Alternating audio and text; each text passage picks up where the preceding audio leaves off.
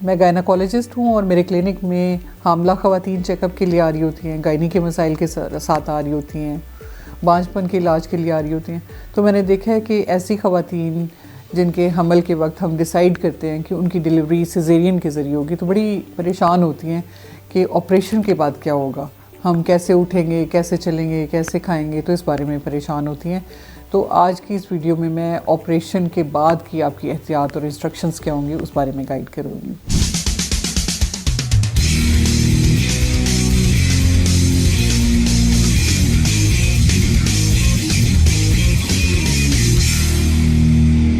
अस्सलाम वालेकुम, मेरा नाम डॉक्टर सबाहत ख़ान है। मैं डॉक्टर्स हॉस्पिटल और उमर हॉस्पिटल जोहर टाउन लाहौर में as consultant gynaecologist and IVF specialist practice करती हूँ। हामला ख़वातीन का मेरे साथ सफ़र लंबा होता है, पूरे 9 माह का सफ़र होता है, जिसमें वो मेरे पास रेगुलर चेकअप के लिए आती हैं, उनकी हम सारी चीज़ें देखते हैं। जब डिलीवरी का टाइम आता है उस वक्त बाज़ ख़वातीन जिनके पहले ऑपरेशन हुए होते हैं या बाज़ औक़ात कोई बच्चे की सीरियस कॉम्प्लिकेशन होती हैं या अमल का मसला होता है या कोई मेडिकल इशू ऐसा होता है जिसकी वजह से बच्चे की सिजेरियन के ज़रिए डिलीवरी उनको एडवाइस की जाती है, तो ऐसी सूरत में पेशेंट बड़ी एंशियस होती है कि ऑपरेशन हो गया तो फिर हम कैसे उठेंगे, कैसे चलेंगे। तो देखिए, जब आपका ऑपरेशन होता है तो मैं हमेशा पेशेंट्स को सजेस्ट करती हूँ कि सिजेरियन के लिए आप स्पाइनल एनेस्थीसिया चूज़ करें जब तक कि कोई और आपकी कोई कॉम्प्लिकेशन ना हो। स्पाइनल एनेस्थीसिया में आप होश में रहते हैं, उसका आपके बेबी पे कोई इफ़ेक्ट नहीं होता और आपकी रिकवरी जल्दी होती है। जनरल एनेस्थीसिया में क्योंकि आप बेहोश होते हैं, उसकी कॉम्प्लिकेशंस ज़रा ज़्यादा हो सकती हैं, बच्चे पे भी उसका असर होता है, तो आम तौर पे मैं सिजेरियन के लिए स्पाइनल एनेस्थीसिया प्रेफर करती हूँ। स्पाइनल एनेस्थीसिया में जब हम ऑपरेट करते हैं तो उसके बाद पेशेंट को रिकवरी एरिया में शिफ्ट किया जाता है, ऑब्ज़र्व किया जाता है कि उनकी ब्लीडिंग ज़्यादा तो नहीं है, उनके पेन को कंट्रोल किया जाता है, उनका ब्लड प्रेशर, उनकी पल्स वगैरह मॉनिटर की जाती है और देखा जाता है कि वो स्टेबल है। जब वो स्टेबल होते हैं तो 2-3 घंटों में उनको रूम में शिफ्ट कर दिया जाता है।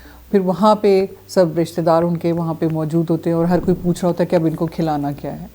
तो देखिए, जब भी सर्जरी होती है, पेट काट के होती है, वहाँ पे आंतें भी होती हैं, तो हम ये कहते हैं कि जब भी सर्जरी हो उसके बाद 6 से 8 घंटे तक हम पेशेंट को कुछ भी खाना पीना सजेस्ट नहीं करते।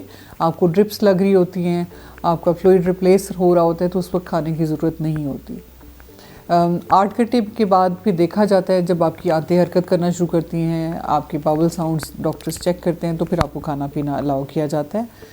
उस टाइम पे सबसे पहले आपको लिक्विड्स अलाउ किए जाते हैं, यानी आपने फ्लूइड लेना होता है, सादा पानी लेना होता है, या आप ग्रीन टी ले सकती हैं अगर वो सूट करता है, तो फिर उसके बाद आप चाय ले सकती हैं, लेकिन बिल्कुल शुरू से आप सॉलिड नहीं लेना होता आपने।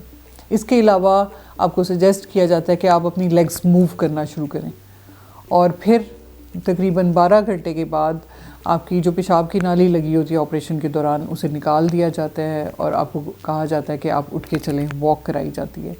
और वॉक करने के बाद जब आप वॉक करते हैं, आप वॉशरूम जाते हैं, आपका जो ब्लड इकट्ठा हुआ होता है वो निकल जाता है, आपकी गैस पास होती है, आप यूरिन पास करते हैं, जिसकी वजह से आपका पेन का काफ़ी रिलीफ होता है। और जो पेशेंट्स जल्दी मोबिलाइज़ करते हैं, यानी जल्दी वॉक करना शुरू कर देते हैं ऑपरेशन के बाद, उनकी रिकवरी भी जल्दी होती है। क्योंकि बाज़ औक़ात कुछ पेशेंट्स मैंने देखा है कि उनको इंस्ट्रक्शंस जितनी भी दें वो हरकत नहीं करते, तो गैस की वजह से पेट फूलना शुरू हो जाता है और फिर वो काफ़ी पेनफुल होता है। तो एक तो आपने अपनी लेग्स मूव करनी है शुरू में, और फिर जब डॉक्टर्स आपको कहें तो आपने उठ के वॉक करनी है। शुरू में आप एब्डोमिनल बेल्ट भी लगा सकते हैं पेट को सपोर्ट करने के लिए, और फिर उसके बाद डाइट का मैंने आपको गाइड कर दिया। तीसरी चीज़ जो है वो बेबी की हैंडलिंग, क्योंकि मदर बहुत ज़्यादा एंशियस होती है अपने बेबी के बारे में, तो वो जब स्टेबल होती हैं 12 घंटे के बाद, तो वो उठ के बैठ सकती हैं और फैमिली मेम्बर्स की सपोर्ट के साथ अपने बेबी को होल्ड करके ब्रेस्ट फीडिंग भी स्टार्ट करा सकती हैं। तो ब्रेस्ट फीडिंग भी वो करेंगी। फिर आप जब नेक्स्ट डे, ऑपरेशन के नेक्स्ट डे, आपकी ड्रेसिंग चेंज की जाती है, आपके ज़ख्म को देखा जाता है। इस दौरान आपको कुछ मेडिसिन्स लग रही होती हैं, कुछ ड्रिप्स लग रही होती हैं और पेन किलर लग रहे होते हैं।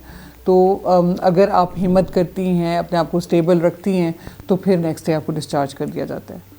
तो जो ख़ास इंस्ट्रक्शंस हैं वो ये हैं कि कुछ पेशेंट्स पानी कम पीते हैं ऑपरेशन के बाद, जिसकी वजह से उनको यूरिन के इन्फेक्शंस बहुत फ्रीक्वेंट होते हैं। देखें, जब आप पानी पीते हैं तो गुर्दों से वो पेशाब बन के निकल जाता है, उससे आपके पेट का साइज़ बड़ा नहीं होता।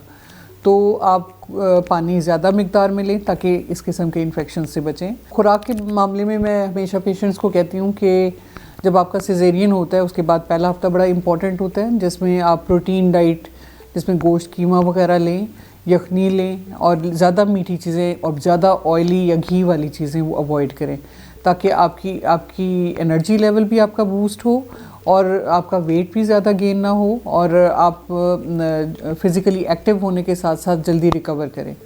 और मैंने देखा है कि जो ख़वातीन हिम्मत करती हैं, जल्दी वॉक करती हैं, अपनी डाइट अच्छी करती हैं, अपने ज़ख़म का ख्याल रखती हैं, उनकी हीलिंग अच्छी होती है और वो ठीक से अपने बेबी को हैंडल कर लेती हैं।